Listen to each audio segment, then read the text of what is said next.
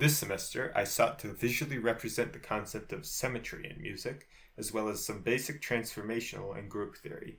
The most important definition we have in music is octave equivalence. If you double the frequency of a note, you get the same note an octave up. We can graph frequency relative to octave, and we'll get an equation of y equals the absolute value of x squared. Accounting for octave equivalence turns this half parabola into a circle. This circle is the visual representation of octave equivalence and was actually one of the last things I came up with. Most of my work this semester was just with numbers and sets, but that's very unintuitive, so I'll be showing these concepts on the circle. But first, there's a problem that must be addressed. The intervals which are present within the circle are not the real lengths of those intervals. What do I mean by this? Well, take the tritone, here represented by the diameter of the circle. If the circumference of the circle is 1 octave, there will be pi diameters in it, or just over 3 tritones. There are only 2 tritones in an octave, so something's gone wrong. It turns out the real distances are around the outside of the circle, and the true way to represent these are as angles. A half step, for instance, has an angle of 30 degrees. I did some interesting work involving angles that don't add up to multiples of 360, but if I talked about that, this video would be too long. We're going to ignore all that about angles, because even the inaccurate interval lines can still be useful. Let's look at the major scale represented through these lines. One thing that should pop out to your eyes immediately is the line of symmetry present from D to G sharp. The way I came upon this was by studying the inversions of the modes of the major scale. I noticed that they had the same intervallic pattern as other modes. For example, Ionian becomes Phrygian. One of these modes was special though, Dorian. Dorian inverts into itself. It's the same up and down. This symmetry can easily be seen by looking at the shape of the scale. Note that it's perpendicular to the singular tritone. Going back to octave equivalence, there's another definition that's logically concluded from it, inversional equivalence.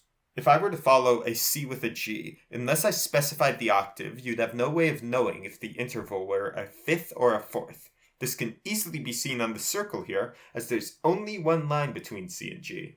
The third and final definition, which must be understood, is that of transpositional equivalence. If I take a C major chord and an F sharp major chord, these can be considered to be the same type of chord. They have the same shape. It's important to take a step back and remember that these definitions aren't actually true.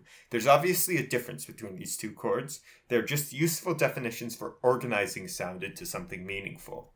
What I've been proposing is a fourth logical expansion on the idea of octave equivalence, that being modal equivalence. I'm going to call any set of notes limited by these 4 definitions a modal system. This is a collection of scales, and the number of scales is equal to the number of notes within the modal system. The circle provides the justification for this. You can see that C Ionian and D Dorian both produce the same intervallic shape. The next concept I worked on was the construction of these modal systems. After much struggle, I came up with a relatively easy example to explain this concept with. Messiaen's modes of limited transposition all have a special type of symmetry, rotational symmetry. First, let's look at the simplest shape with rotational symmetry, the tritone.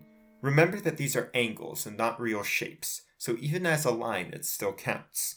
If you spin this tritone 6 times around the circle, you'll end up with the exact same shape. It has 2 rotational symmetries, one unchanged and one rotated 180 degrees. The next simplest shape is the equilateral triangle, or the augmented chord. It has 3 rotational symmetries. Now we get into the compound shapes. A fully diminished seventh makes a square, and also exists as 2 tritones. The last equilateral polygon we have is the hexagon, or the whole tone scale. This is also the first mode of limited transposition. The construction of this modal system can be done either through 3 tritones or 2 augmented chords. Here are the rest of Messiaen's modes. While they contain many different subsets, all of them can be made completely through combinations of these smaller, rotationally symmetric shapes. This is why these larger compounds are rotationally symmetrical. Let's compare this to the major system, which cannot be made from these shapes and is not rotationally symmetrical. The constructive set I'm most concerned with is the pentatonic scale. The system of the pentatonic scale exists as the complement to the major system, but can also be found 3 times within the major scale. Notice the lines of symmetry on these. One of these has the same line of symmetry as the major scale, perpendicular to the tritone. The others have lines of symmetry perpendicular to the tritones of the 2 most closely related keys to C major, G major, and F major. There are likely important harmonic implications of this, which I will explore more in the future. So what's the use of any of this? Well, by understanding the intervallic content of a system, we can create harmony for uncommon scales. Take a listen to one of 3 finger dances I wrote using this principle.